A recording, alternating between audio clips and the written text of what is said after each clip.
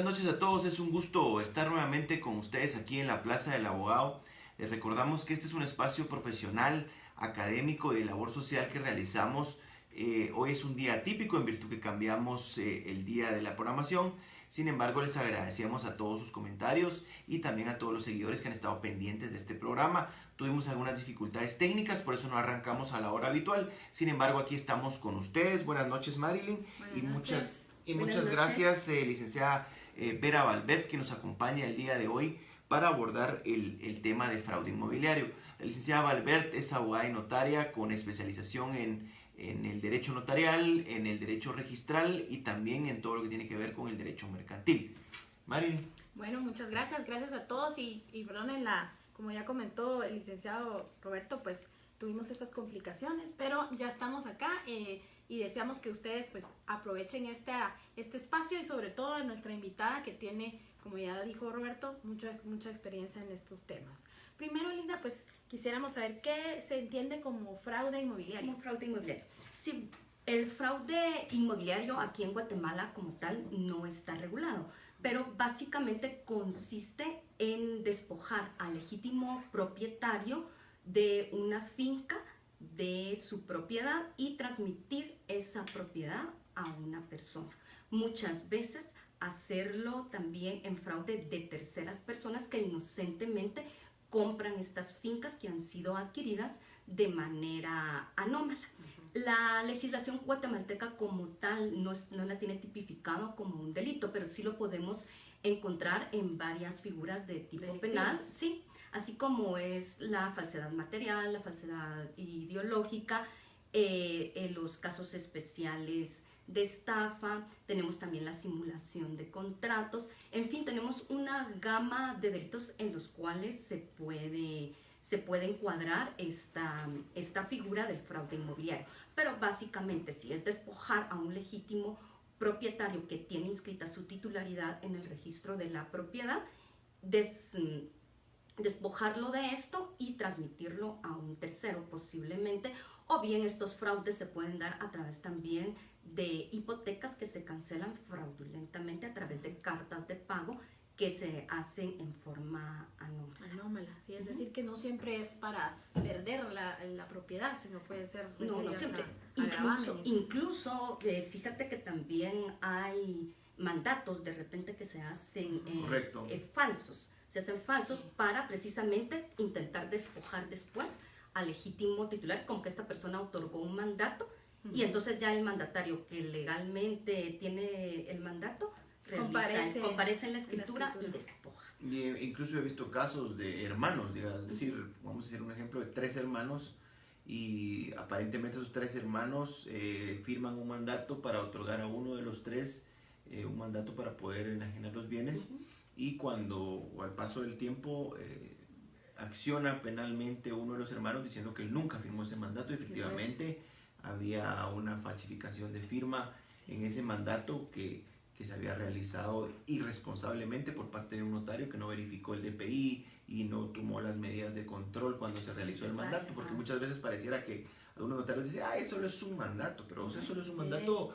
conlleva mucha responsabilidad. No, y hay implicaciones, por ejemplo, también las responsabilidades que tiene que tener uno en el momento de trabajar con los mandatos del notario, más que todo si llegan personas que no son conocidas en nuestro país. Eso es lo más importante. Porque posiblemente hasta de repente tal vez el mandato sí es verdadero, pero resulta que la persona que otorgó el mandato ya falleció. Y entonces se trabaja con estos mandatos y la persona resulta que ya falleció hace muchos años atrás. Exacto. Y es una forma de despojar también. Exacto, y ahí es un poco difícil que el notario lo sepa porque revisó y calificó el instrumento, pero no verificó cómo estaba la situación del mandante. Sí, por eso es que siempre, ¿verdad?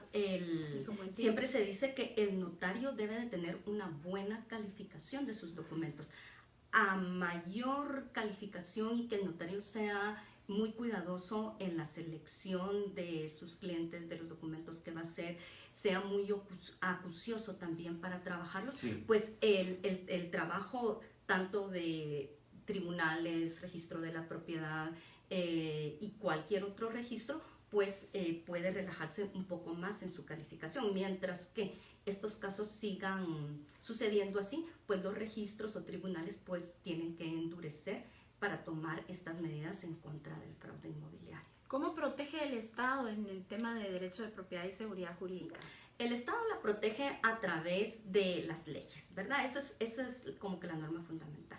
La Constitución Política de la República, como todos ustedes saben, en el artículo 39, pues protege el derecho de propiedad, garantiza ese derecho que es sagrado en cualquier parte del mundo, ¿verdad?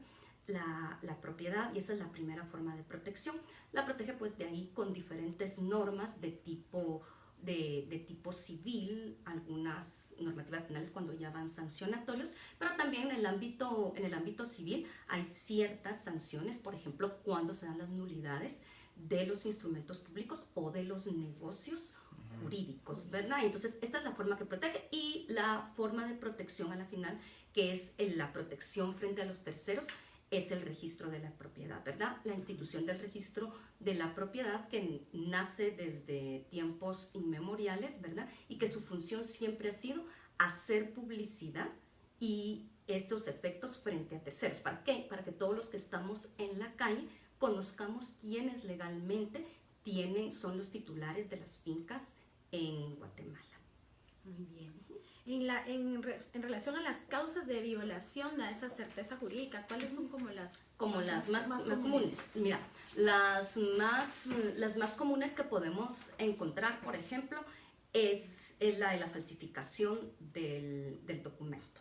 Cuando viene la persona y se presenta posiblemente ante el notario con un documento de identificación falso.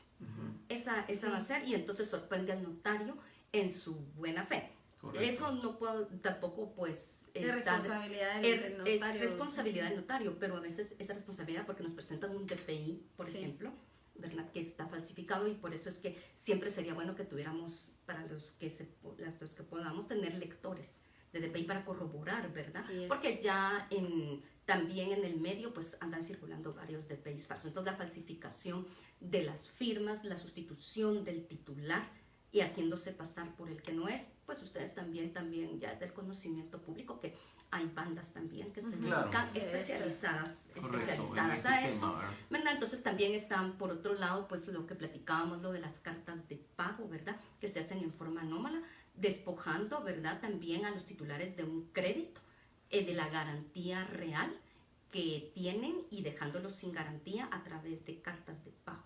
Por ejemplo, en el registro de la propiedad, a veces lo que miramos, tendemos a ver mucho, es que los documentos transcritos que se hacen dan lugar muchas veces a duda.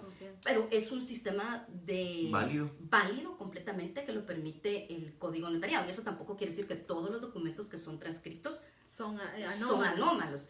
Pero sí, alguna vez estudiando jurisprudencia, sí pudimos analizar que muchos de los documentos que estaban inscritos en el registro de la propiedad, en donde se había cometido este tipo de engaño, este tipo de sustitución del titular real, era a través de documentos transcritos, que cuando se iba a verificar muchas veces Archivo General de Protocolos, no aparecían, por ejemplo, los testimonios. Era escritura 30 del notario tal, y resulta que la escritura 30 del notario tal había hecho 25 escrituras en el año, ni siquiera había hecho escrituras 30. O era otra, por ejemplo, que en el registro parecía que era una compraventa porque era un documento transcrito, y resulta que cuando uno iba a verificar Archivo General de Protocolos, era un mandato. Para nuestros seguidores que no son abogados y notarios, cuando hablamos de transcritos son aquellas en donde se no sé cómo es. Se transcribe lo que está en la escritura, es decir, que no es el papel de protocolo en copia, ese papel especial que usamos los notarios, sino que es una transcripción de lo que supuestamente está ahí. Es decir, que no se observa, no se observan las firmas de los comparecientes, sino solo se hace constar que están ahí, ¿verdad? Entonces era eso. Voy a empezar a ver algunas preguntas que tienen nuestros seguidores. Y dice Amanda Isaías, ¿las instituciones tienen comunicación entre ellas para que no suceda esas cosas?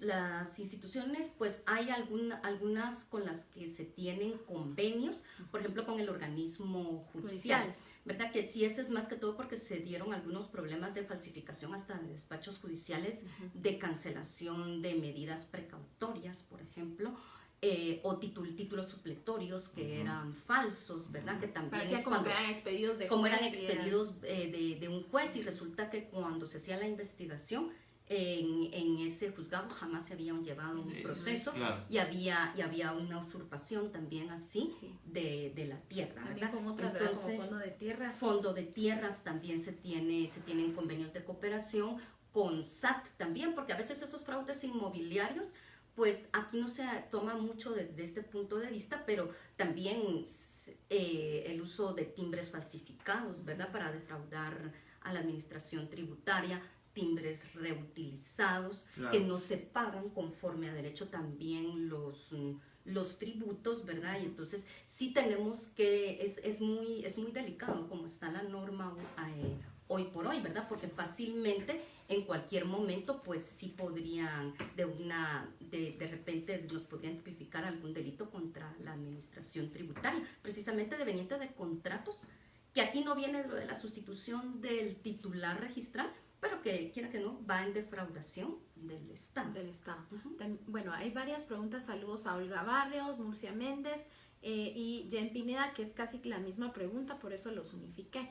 Nos dice, ¿qué hacer para proteger mi propiedad? Murcia Méndez, que explique cómo puede hacer para que se anule una escritura de compraventa.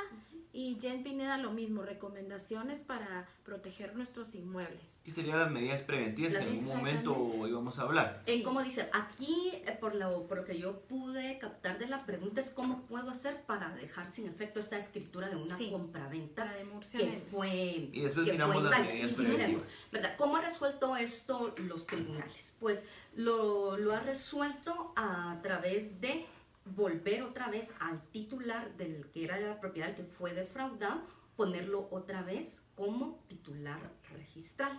¿A través de qué? Aquí hay varias opciones que podemos manejar. Por ejemplo, la primera es a través de la vía del amparo.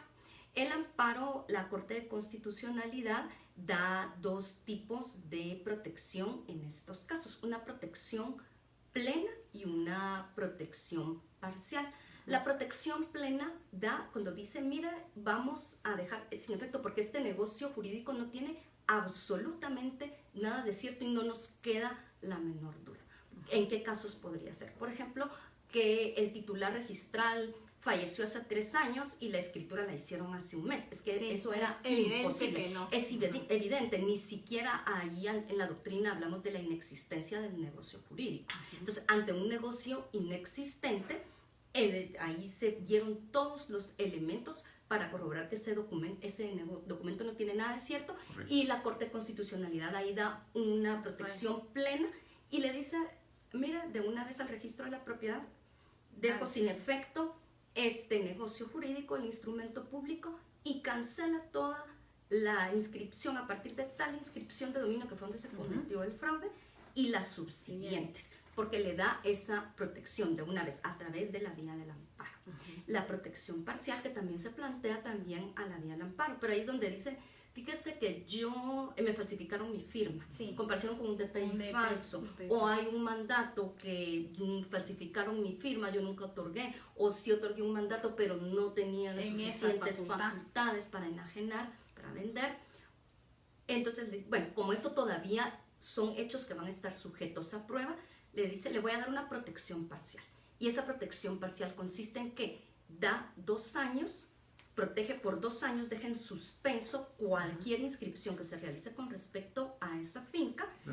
Durante 2 años, para que acudan a la vía ordinaria. ¿Qué es la vía ordinaria? Acudir a un juez de instancia civil a plantear la nulidad del negocio jurídico. Pero para mientras estamos protegidos con un amparo de 2 años, porque esperamos que en 2 años, si no hay mayor relevancia en el proceso, pues que en 2 años el caso esté resuelto y el titular se pueda llegar a dilucidar si la persona que está planteando el amparo tiene la razón Tiene o no, uno la pero es un razón. juez de instancia civil. Civil. Y la otra podría ser, es directamente acudir a la vía Penal. ordinaria, Ah, la vía ordinaria. ok. O sea, sin agotar el trámite del amparo, Primero yo hay voy una a la vía ordinaria, la nulidad, para lo cual yo recomiendo que desde un principio pidan como una medida precautoria la anotación de demanda.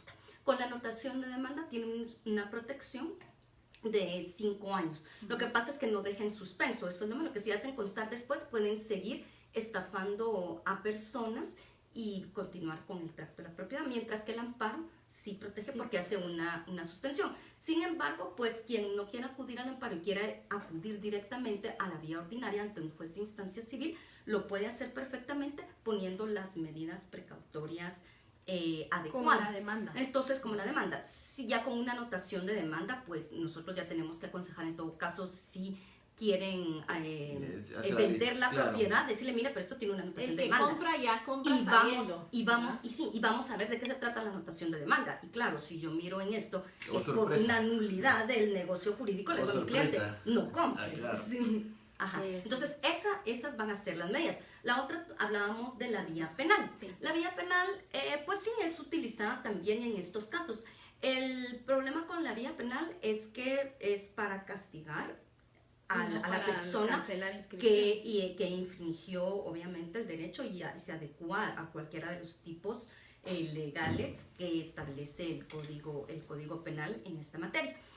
Pero lo que va a pasar aquí es que el tribunal de sentencia a la final va a dictar una sentencia declarando posiblemente culpable a la persona que cometió este delito, pero el negocio jurídico todavía queda Permanece. vigente y por ende la inscripción de dominio También. en el registro de la propiedad. Se han dado algunos casitos por ahí en donde el tribunal de sentencia pues en su sentencia dice que se cancele la inscripción de dominio.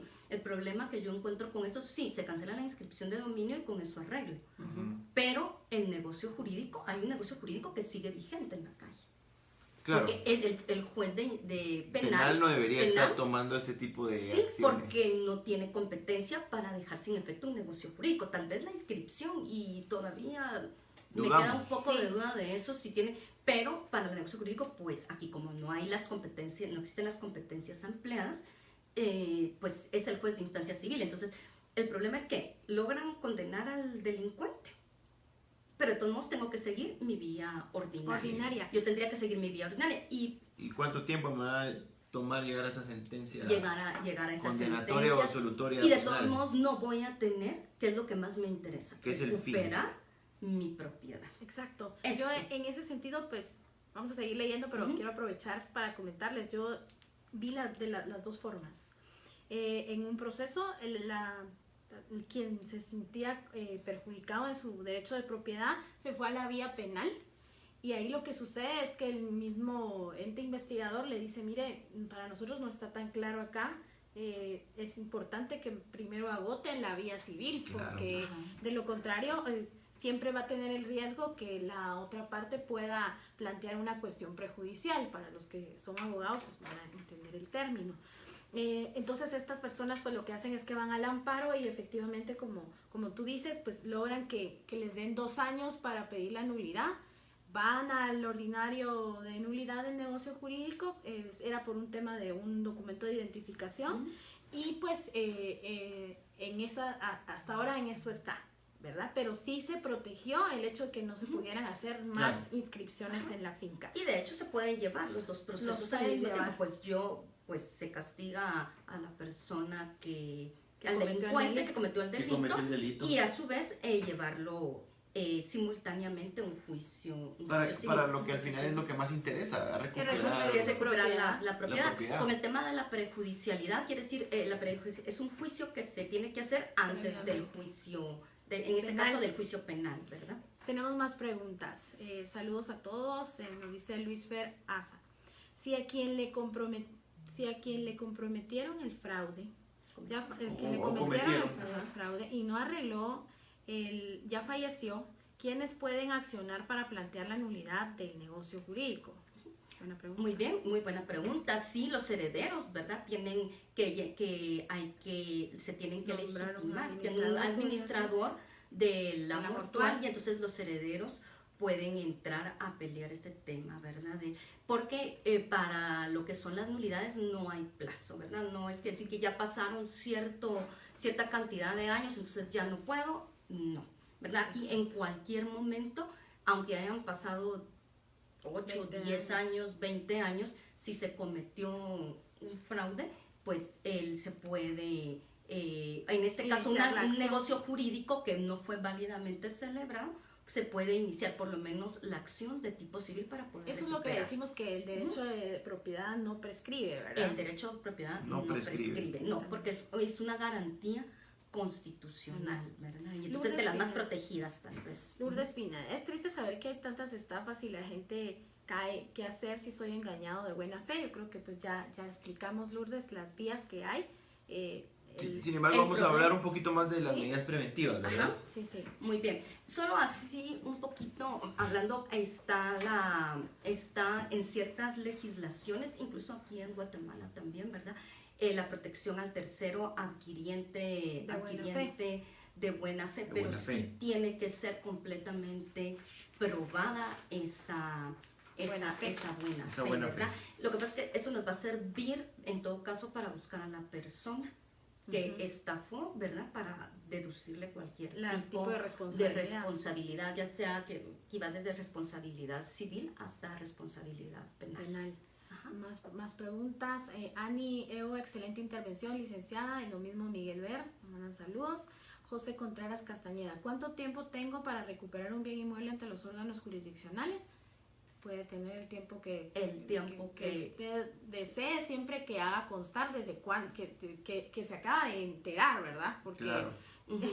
eso sí, Bueno, bueno, lo he pero visto aún algunas así no veces. hay necesidad de probar de cuándo yo ¿Desde qué tuve fecha la tuve noticia. la noticia? Por ejemplo, hay personas, por ejemplo, que se han ido a radicar al extranjero y han comprado por ahí un terrenito porque esto se da mucho Sí. más que en casas propiamente, se da como que en terrenos que a veces tenemos esperando que guarde plusvalía y Claro. voy a construir, entonces, y se quedan. Y Sí. las personas a veces se van al extranjero y cuando regresan, Se dieron o cuenta. sorpresa que están construyendo, o alguien les avisa, mira, fíjate que están construyendo, y de repente esto ya pasó desde hace como 5, 6, 7 años, cambio de titular. No hay un tiempo que señale la ley, porque el sistema de protección de la propiedad es imprescriptible. Exacto. Bueno, otra pregunta. Hay un bien inmueble que corresponde a 3 hermanas. 2 hermanas le venden sus derechos a una hermana. Todo está registrado en el registro de la propiedad. Un mutuo con garantía hipotecaria. Este se registra a favor del acreedor en el registro general de la propiedad. Ahora las otras hermanas denuncian a la hermana por falsificación material e ideológica, pues ellas aducen que no le vendieron sus derechos a su hermana. Mi pregunta es cómo quedaría el acreedor que fue sorprendido en su buena fe. La hermana que pidió el mutuo le corresponde siempre el 33% del bien inmueble. Claro. Pues bueno, si se llegara a comprobar aquí en este caso la falsedad, pues el acreedor estaría garantizado con ese 33% independientemente las otras dos. que tienen las otras dos, independientemente que se puede reservar acciones de tipo penal y de tipo civil en contra de la persona, en todo caso que está, si es que salieran, pero de primero lo que hay que probar es que ese negocio de compra-venta donde supuestamente le vendieron sus hermanas es falso o no, y entonces esa sería la primera acción. La primera acción. Nos manda saludos Julio Armando desde Ohio. Saludos Julio Armando, qué Saludos. bueno que nos estén viendo desde allá. Ana de León, buenas noches. Muchas gracias, licenciados. Una pregunta, ¿qué puedo hacer con mi terreno que me invadió la municipalidad de Santa María Cauqué, poniéndome una pasarela y jardinizando mi terreno, colocando un escudo de la municipalidad, dejándome la nada? He ido a hablar con la alcaldía y me ignora, ya que cada año cambian de autoridades y no me resuelven. ¿Qué hago? Tengo las escrituras de inscripción del mismo. Si usted tiene las escrituras, imagino que podrá encontrar algún tipo de plano que le ayude a ubicar que efectivamente donde está haciendo esta construcción la municipalidad Donde ya realizó la corresponde municipalidad. a su terreno, porque a veces tenemos las escrituras Así es. y sabemos, pero sí, me imagino que como no tenía en posesión toda el área, es que logró alguien más entrar ahí, ¿verdad? Pero te consulto Sí, si hay otra. sí, sería eso de primero determinar, Determinar si y el área, verificar el si área. el área, ¿verdad? Entonces también con instrumentos propiamente ya más técnicos, como utilizan los ingenieros o los agrimensores, ¿verdad? Que ellos ya desde satélite pueden hacer las ubicaciones exactas de acuerdo a los metrajes y todo que tuviera la finca, y pueden geoposicionar Correcto. una finca en su lugar. Si ese fuera el caso, ¿verdad? Si ahora Sí. resulta que no es así, pues habría que ver, ¿verdad? Porque no sería solo a través de la vía de la expropiación que le pudieron haber quitado Tendría que ser. esa parte de Pero esa sí propiedad. necesita resolver usted catastralmente que Que corresponde. efectivamente es el área completa Ajá. la que usted es propietaria. O puede ser que usted es propietaria del área y sin saberlo ya existía una servidumbre. Puede ser. Por eso la Puede ser, y posibilidad. por eso es que la municipalidad utilizó ese espacio, porque puede O ser que... espacios de áreas verdes Correcto, también. correcto. Ajá. Habría que verificar eso Tiene realmente. que verificar en su inscripción, porque acuérdense que muchas fincas son antiguas y no tienen todavía ese tipo de coordenadas que permitan verificar si efectivamente ahí donde le construyeron, que para ustedes la están despojando, es o no, está dentro del área que usted tiene en propiedad. Entonces, ese es el consejo que le podemos dar. A mí busque los planos y puede buscar el apoyo de algún ingeniero que le pueda apoyar para verificar si esta construcción está o no dentro de su propiedad. Antero Noriega, saludos licenciada desde Atlanta, Georgia. Vini, yo creo que ya tenemos bastantes seguidores fuera, qué bueno, nos Qué bueno, alegra qué mucho. bueno. Maynor Ángel, felicidades, buen programa. Jan Pineda, ¿puede un bien pertenecer a dos personas y estar registro de esta forma en el registro de la propiedad? Sí, existe. La copropiedad es una de las figuras, de las formas especiales que establece el Código Civil, ¿verdad? Dos más personas, le cuento que pueden haber, ¿cuántas? 5,000, 6,000. Una comunidad completa. Una comunidad completa que son copropietarios de una misma finca. De una misma finca. Las fincas que, por ejemplo, en algún momento dio el INTA o da el Fondo de Tierras, muchas fueron entregadas en comunidades. Entonces, ustedes van a ver que en esas fincas hay a veces hasta 40, 50 o más personas. Más, a veces yo he visto, porque como después se van transmitiendo derechos, les van dejando a todos sus hijos o venden a ciertas personas, y cuando sentimos, a veces tenemos 5,000 casi copropietarios en una misma Copropietarios dentro de la misma finca. Entonces no hay tampoco un límite establecido dentro de nuestra legislación. Yo quisiera que retomáramos el tema de las medidas preventivas, solo para que le quede claro a la audiencia. ¿Qué puedo hacer yo si sé que no quiero vender esa casa, si sé que no quiero vender ese terreno, licenciado, para que le quede claro a todos? Muy bien. En primer lugar, está la ley de inmovilización voluntaria de bienes registrados, que le da una protección en forma voluntaria por 3 años a la propiedad, en donde usted no puede realizar ninguna disposición de ese bien ni ningún gravamen. Nadie lo puede hacer, a menos que tenga una cancelación de esa anotación, que se tiene que pedir también en forma voluntaria. Esta sería la primera. Para realizar estas solicitudes de inmovilización voluntaria, usted tendría que acudir ante un notario para que le faccione una solicitud al registro general de la propiedad, solicitando la inmovilización voluntaria de su finca por de plazo puede ser de 1 mes o menos a 3 años máximo, pudiéndose prorrogar por un tiempo igual, ¿verdad? Si yo quiero, van a finalizar ya los 3 años ahorita el día de mañana, yo mañana puedo volver a pedir la inmovilización por el mismo plazo. 3 años, por otros 3 años, o por 2 años, o por 1 año.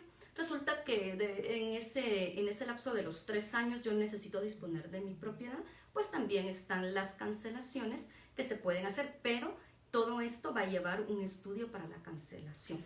Se pueden hacer estas inmovilizaciones en forma biométrica, que es la que yo siempre recomiendo, porque una es que yo vaya donde el notario, le haga la solicitud, confirma legalizada, yo tengo que dejar mi impresión digital, y dejando mi impresión digital ya se legalizan la firma y se presenta la solicitud al registro. La otra es a través del medio biométrico, en donde el titular de la propiedad, independientemente que tiene que llevar esta solicitud con firma legalizada, con la impresión digital, se debe de presentar en forma personal al registro, y ahí le hacen todo este proceso administrativo en el Departamento de Seguridad Jurídica del Registro de la Propiedad. Ahí hacen una toma de huellas, toman una foto y obviamente cuando yo quiera desinmovilizar antes del tiempo, debo de acudir nuevamente al registro para generar un reporte también administrativo de cancelación y entonces ya componer yo mi impresión digital, sí, ¿verdad? Y corroborar de que yo como propietaria son mis huellas, yo puedo cancelar. De lo contrario, nadie más podrá tocar esta finca, a menos que sea un embargo judicial, algo que venga de una orden de o de juez, que eso sí es distinto, pero de ahí todo lo que son disposición y gravamen se puede hacer por esta vía. Ese es uno de los medios. Vamos a suponer que yo no quiero inmovilizar porque no sé si voy a disponer del bien o voy a necesitar hipotecar, cualquier cuestión que yo necesite con relación a mi bien inmueble. También hay otra forma de prevención que utiliza el registro de la propiedad y que es el aviso a propietarios. Este aviso a propietarios, la persona también acude con el notario en una declaración jurada. Aquí sí es una declaración bajo juramento que se presenta ante el registro de la propiedad, en donde se indica que es la persona propietaria y que desea que se le notifique cada vez que su bien vaya a generar alguna inscripción de dominio con respecto a su bien. Entonces usted tiene que dejar 2 números de teléfono en donde puede ser notificado. Automáticamente, cuando ingresa un documento relacionado con esa propiedad, al propietario directamente se le pondrá un mensaje en donde dice que acaba de ingresar un documento donde disponen de la propiedad. Pues si yo la dispuse, pues yo miro el mensaje, bueno, sí, y no tengo que hacer nada. Y si no, pues ya Pero si no, yo en ese momento que recibo el mensaje, pues ya estoy alerta, me apersono en el registro de la propiedad y entonces ahí ya se va al Departamento de Seguridad Jurídica y ahí va a esperar y se van a tomar las medidas que la primera es la no inscripción del documento y después las denuncias correspondientes. Es un mecanismo excelente. Excelente, ¿verdad? Eso sí, utilizando la tecnología, ¿verdad? Utilizando la tecnología, eso sí, la recomendación es que si usted cambia de número de teléfono es bajo su responsabilidad. Hay que avisar. Claro. Hay que avisarlo y hay que volver entonces a hacer otro aviso, hay que pagar otros honorarios también si yo voy a cambiar de número de teléfono para que me dicen, porque si resulta que después disponen, pero ya no eran los teléfonos, pues allá no puede hacer nada. El registro lo tomará como que si usted sí consintió el documento que se está presentando. Exacto. Claro. Sí, Entonces, básicamente, esas son medidas con las que ha ayudado un poco el registro de la propiedad con relación a eso, para que las personas, los propietarios puedan prevenir. Aparte tienen otros mecanismos también de control. Claro. Por ejemplo, los notarios que están en el registro de notarios del registro de la propiedad con su teléfono actualizado y su dirección de correo electrónico puede ser también, ya están actualizados pero más que todo es con el teléfono. Ingresa un documento que yo realicé como notario, me va a entrar una notificación en donde me van a indicar que yo presenté un documento con el número tal, del 19R100, con el número que le corresponda según el tiempo que vaya de ingreso. Y entonces si yo no ingresé, por ejemplo, como yo soy abogada y notaria, pero vamos a suponer que yo tengo 2 o 3 años de que no he abierto protocolo y de repente me dicen que van a ingresar un documento, entonces yo ya puedo tener alguna o cuando les han robado protocolos, o falsificación de protocolo también, documentos transcritos y entonces ponen que Vera Annalise Valverde Gamboa faccionó esto, y entonces entra el mensaje, entonces yo no he faccionado, entonces, o puede ser que haya sido de algún cliente que yo tuve hace buen tiempo 10 años, ¿verdad? Y yo no me acordaba y nunca había ido a inscribir su documento, pues yo me cercioro que eso, entonces ya no hay ningún problema. Pero si hubiera algún problema, pues sí se hace todo este trámite ante el registro de la propiedad, se pueden parar todavía antes. Eso es como para prevenir un poco el fraude. Excelente, qué buenos mecanismos. ¿Saben, amigos? Hay que aprovechar las herramientas ahí sí que de la tecnología, ¿verdad? Tenemos otras preguntas. Alguien compró un bien inmueble, hizo todos los pagos, pero el vendedor murió y no se hizo el trámite para registrar la propiedad. qué se puede hacer en ese caso. Pero sí se otorgó la escritura, sí, ahí creo que podríamos deberían de hacer ampliar. más opciones. Sí, Ajá. porque si se otorgó la escritura, si el vendedor firmó y el comprador firmó y el notario la autorizó, ya solo es de cuestión de hacer los testimonios, ¿verdad? Y Si hay que pagar mandarlos. los impuestos, si no se han pagado, pero aquí creo que dice que sí, Pues, ya pagaron algunos trámites. Entonces aquí solo lo que corresponde es la inscripción en el registro, que el notario realice el testimonio, y si el notario ya falleció inclusive, lo hace el Archivo General de Protocolos.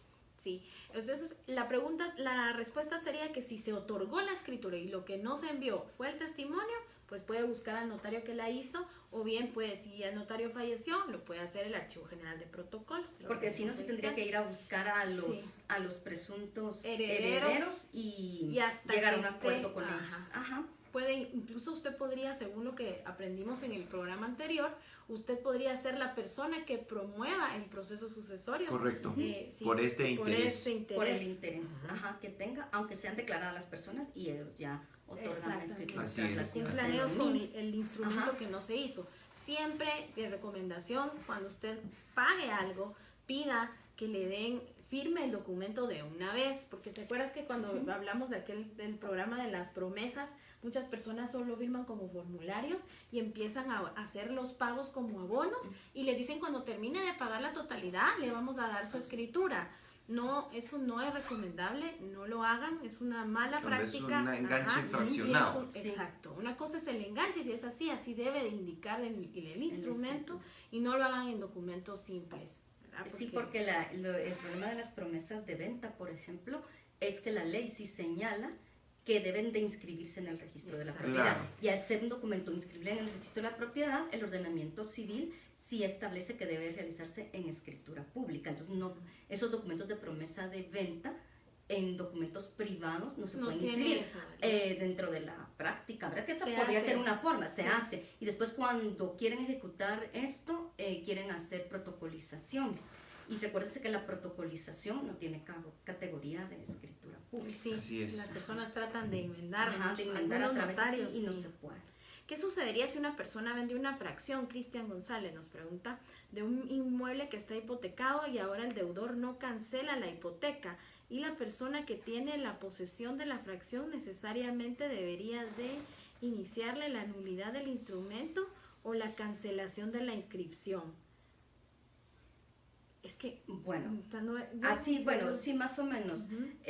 Por ejemplo, si realizó una desmembración y no le hizo la advertencia de esto, el saneamiento, entonces sí puede plantear un saneamiento por evicción, sí, porque protege la pacificación. Porque que no la pacifica posesión. Ahora, si se lo advirtió, el problema es que sí se lo advirtió y él lo aceptó. Y él corrió ese riesgo de hacerlo. Entonces ahorita es que lo pague. La otra es llegar a un acuerdo, si ya vamos a hablar con el banco de que él va a pagar una parte alícuota de esto y que de la anuencia para que se pueda inscribir en el registro o con el acreedor, no sé si es un banco, ¿verdad? Es decir, Cristian, que no necesariamente cabe la nulidad porque no hay un vicio del consentimiento como tal, ¿verdad? Que es, Cristian, el vicio exactamente, los vicios del consentimiento sería que hubiera un error, pero sí, como bien dice nuestra invitada, se indicó en la escritura que sobre el inmueble había una hipoteca y que la aceptó así, entonces quiere decir que quien compró ya lo sabía y se arriesgó. Ahora bien, si no se hizo, entonces ahí sí hubo una mala fe de la persona que le vendió y también en cierta forma un error también del notario no haber verificado efectivamente que el inmueble es que dentro de las responsabilidades notariales, si bien es cierto están bien delimitadas cuando aprendimos derecho notarial, siempre ese deber de cuidado que debe de tener el notario cuando facciona los documentos. ¿Por qué? Porque ya debemos de ir a ver en el registro. Ahora está todo mucho más fácil, porque yo desde mi oficina pago consultas electrónicas y en ese momento que yo estoy haciendo el contrato puedo estar teniendo en tiempo real la inscripción, por lo menos como está en el momento de la firma. Yo también quisiera darles una recomendación a los notarios, y es que muchas veces uno, aparte de tener la certificación, puede ser que la certificación sea un poquito viejita. Entonces es mejor pues también sacar una consulta casi que del día que usted va a otorgar el instrumento y otra pedir que le lleven el título. Ya muchas personas no acostumbran a llevar el título y sí he visto que hay problema en ese sentido de que verifican y a veces no es el título o no es la persona. Entonces la persona que está compareciendo como vendedor puede ser que esté usando un DPI falso, claro. Pero si le llevan el título es porque sí les corresponde. Entonces es una forma como uno puede captar. Y aparte esos títulos se razonan. Exactamente. Entonces si ya hay un título razonado en donde dice que ya vendieron, ya entonces ya sé desde una vez cuál va a ser el resultado cuando yo llegue al registro de la propiedad. Bueno, estamos un poquito contra el tiempo, pero igual amigos sigan haciendo sus preguntas. Este video se queda en nuestra plataforma y vamos a irlas respondiendo. Hay 2 preguntas adicionales. Alfredo Sisimit, buenas noches, tengo una deuda pendiente con un banco, por razones de desempleo ya no pagué y después llegó el caso a un juzgado. Ahora me está llegando la nota del juzgado de donde el banco pide el remate o canje de mi casa para solventar mi deuda. No puedo costear un abogado o el banco dice que debo tratar el caso directamente al juzgado. La pregunta es, ¿voy a perder mi casa o puedo hacer algo todavía? Bueno, Alfredo, a pesar que no es un tema de fraude como tal, si gusta le vamos a contestar vía inbox para que usted pueda tener un par de ideas de cómo puede. Notaria guatemalteca Carla, excelente abogado, gracias por compartir su conocimiento. También saludos a Fred Muñoz y Jen Pineda, que excelente cátedra. Les agradecemos a todos. No sé si quieres decir algo o cerrar con algunas recomendaciones. Pues solo las recomendaciones, ¿verdad? A los notarios que nos miran, es el deber de cuidar. Debemos de ser muy cuidadosos en la redacción de nuestros instrumentos públicos. Recordemos que a mayor cuidado ustedes tengan, va a ser mucho más bondadosa la calificación en los registros públicos. A mayor que sea más relajada la calificación que ustedes hacen, pues los registros públicos se verán forzados también pues a hacer una calificación mucho más rigurosa. A la población en general, que son propietarios de fincas, pues las recomendaciones ya las dimos aquí acerca de los temas. Hay varios elementos bajo los cuales podemos prevenir, por lo menos en alguna medida, que se cometan esos fraudes en las propiedades que tenemos nosotros, ¿verdad? Podemos prevenir de muchas formas, ¿verdad?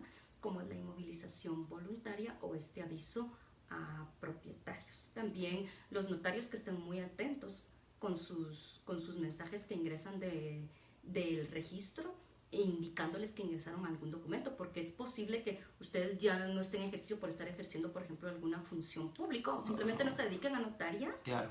Y entonces resulta que ahí usted, no, pero yo no mandé nada, y quedarse solo así, porque en cualquier momento nos pudiéramos ver también involucrados en problemas hasta de tipo penal debido a estos fraudes, así aunque sea como terceros, ¿verdad? Pero ya sería un problema que tendríamos nosotros. Otra recomendación que yo les podría dar es que muchas veces las personas solamente llevan la escritura y sí corresponde a ese lote, pero muchas veces no pasan por alto las colindancias, el margen, pidan verificar, así como pues de esto derivado de la pregunta que nos hicieron del terreno. Claro. Busquen la forma de tener la certeza que efectivamente el título que tienen corresponde a ese inmueble, porque a veces no se sabe, y muchas veces es cuando compran derechos posesorios, que como no tienen inscripción, solamente dice colinda con el río, colinda con fulano de tal. Entonces busquen la forma también de ir actualizando su propiedad, ¿verdad? Y también los estudios, por ejemplo, de las áreas, porque resulta que